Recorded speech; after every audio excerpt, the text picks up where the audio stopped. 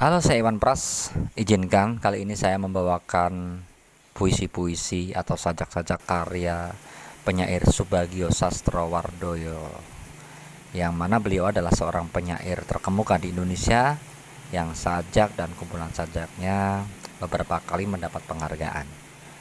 Tahun 1966 atau 1967, sajaknya yang berjudul Dan Kematian Makin Akrab yang saya bawakan ini akan saya bawakan di sini beberapa puisinya, merupakan pemenang hadiah majalah Horizon. Tahun 71 beliau menerima anugerah seni untuk kumpulan sajaknya Daerah Perbatasan.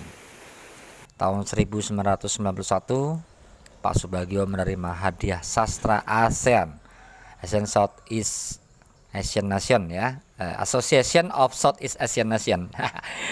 Ya, untuk kumpulan sajaknya Simfoni 2 tahun 1990 beliau menciptakan ini.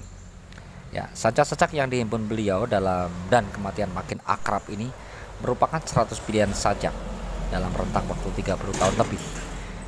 Saya tidak bisa memuat semuanya karena terlalu banyak dalam satu buku, jadi saya akan memetik beberapa di antaranya. Oke, dalam buku Sastra Indonesia Modern tahun 1989, Profesor Dr. A.A. Tiu mengatakan bahwa Subagio adalah cendekiawan yang bacaannya sangat luas, seperti tercermin dalam sajak-sajaknya dan juga dari tulisan-tulisan kritiknya. Ditambahkan oleh Profesor Tiu, di antara semua penyair Indonesia modern, memang dialah yang paling menarik bagi saya. Ya, buku ini saya membacakan puisi ini adalah berdasarkan dari buku yang saya pernah beli, terbitan dari Rasindo, penerbit PT Grasindo Jalan Palmerah Selatan, kayaknya masih merupakan satu networking dengan Gramedia. Oke, simak puisi-puisi karya Bapak Subagio Sastrowardoyo yang akan saya bacakan dalam antologi puisi Dan Kematian Makin Akrab. Puisi-puisi karya Subagio Sastrowardoyo dalam antologi puisi Dan Kematian Makin Akrab. Dewa telah mati. Tak ada dewa di rawa-rawa ini, hanya gagak yang mengakak malam hari, dan siang terbang mengitari bangkai pertapa yang terbunuh dekat kuil. Dewa telah mati di tepi-tepi ini, hanya ular yang mendesir dekat sumber, lalu minum dari mulut pelacur yang tersenyum dengan bayang sendiri. Bumi ini perempuan jalang yang menarik laki-laki jantan dan bertapa ke rawa-rawa mesum ini dan membunuhnya pagi hari. Stasiun. Adakah surga seperti stasiun ini, tempat kereta lelah berhenti dengan tulang besi-besi bersilang dan muka penumpang gelap berkeringat dan debu arang mengendap? Adakah gerimis itu di jendela dan puntung rokok mengepul dan berita politik dari koran dengan inflasi, kelaparan, dan bunuh diri? Nabi, aku terlalu sayang kepada petualangan ini, di mana hati kembali bocah lagi dan gadis alim di sudut menjadi iseng karena resah mengharap. Adakah di surga kasih dan derita ini dengan senang sebentar menjelang? Nabi, aku ingin masuk ke surga. Sayap patah. Sejak berdiam di kota, hati yang memberontak telah menjadi jinak. Kini pekerjaan tinggal membaca di kamar, barang 2-3 sajak, atau memperbaiki pagar di halaman yang sudah mulai rusak atau menyuapi anak. Waktu menangis karena lapar, kadang-kadang juga memuji istri, memakai baju yang baru dibeli. Menampung bintang bukan lagi menjadi hobi. Seraya sesekali di muka kaca, aku berkaca menghibur diri. Bidadari, sayapmu patah, sekali waktu akan pulih kembali. Hotel. Kita bisa berhenti dan pesan satu kamar. Kita ingin lupa, kita sudah tua dan punya anak 5 orang. Dinding di sini cukup tebal dan tetangga tidak akan tahu kita berpeluk dan tertawa. Kau tutup mataku dengan tanganmu supaya aku hanya merasa, tidak melihat. Kembang di jambangan di atas meja terbuat dari kertas merah muda. Aku bermimpi telah mendengar nyanyian kanak dari kampung tak berhuni. Suara tak bersujud tapi hadir, tak berkata tapi berbicara. Jamahan jari tak bermuka, kata kerja tanpa benda. Waktu bangun, aku terlupa, semua nada dan tertawa tak peduli. Bagaimana kau bermimpi, biang lala turun di pantai siang. Bukti karang menjorok ke pangku laut dan gugur satu demi satu, batu demi batu. Semua rebah tanpa suara dan air bercahaya di bawah riang warna melengkung. Dingin pagi membuat tubuhku menggigil dan gila mencium. Di kota ini semua orang menjadi asing, masing-masing memakai topeng atau ingin tak bermuka sama sekali. Kita anak yang bersalah, yang malu akan kesalahan sendiri. Padamkan lampu kamar ini, lubang perlindungan di zaman perang dan di waktu damai jadi persembunyian bagi maling dan bagi orang tua yang ingin muda kembali.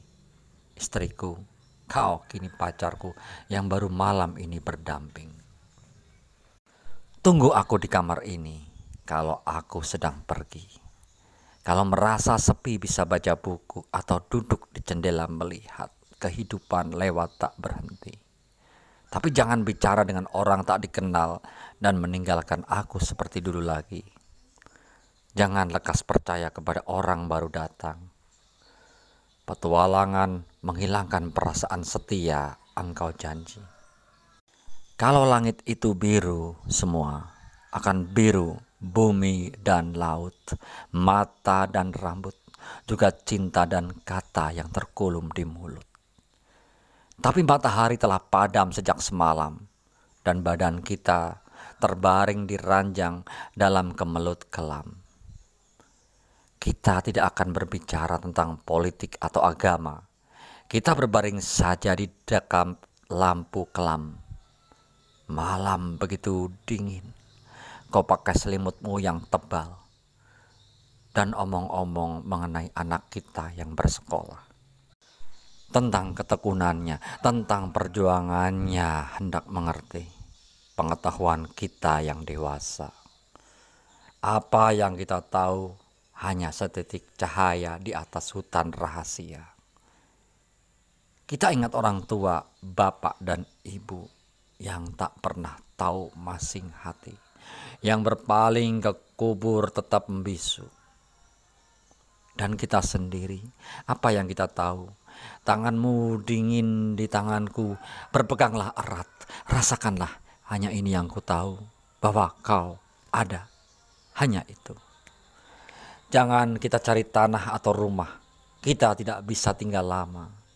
Malam kita menginap dan berangkat subuh hari. Kita anak pintu yang kehilangan bapak dan mencari. Di hotel kita bertemu dan di pojok jalan ke benteng tua berpaling muka. Kita akan saling lupa.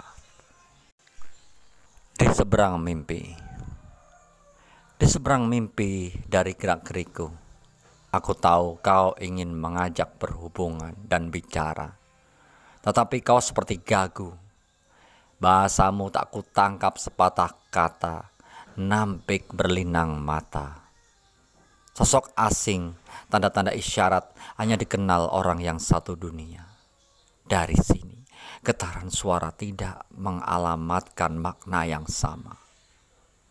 Aku dilahirkan dari lumpur, aku harus diciptakan dari sinar cahaya, supaya aku bisa menembus kabut mimpi dan mengerti apa yang hendak kau katakan kepadaku. Soneta Laut. Laut, di mana mata airmu? supaya aku bisa kembali ke asalmu. Laut, soneta laut. Laut, di mana mata airmu, supaya aku bisa kembali ke asalmu. Laut, di mana mata anginmu, supaya aku bisa mengikuti arusmu. Jika kehadiran tak membekas di pasir sedang keharuan, begitu dalam mengukir. Jika alamat tak menjamin datangnya surat ditunggu, sedang dari jauh terdengar sayap kepak-kepak rindu.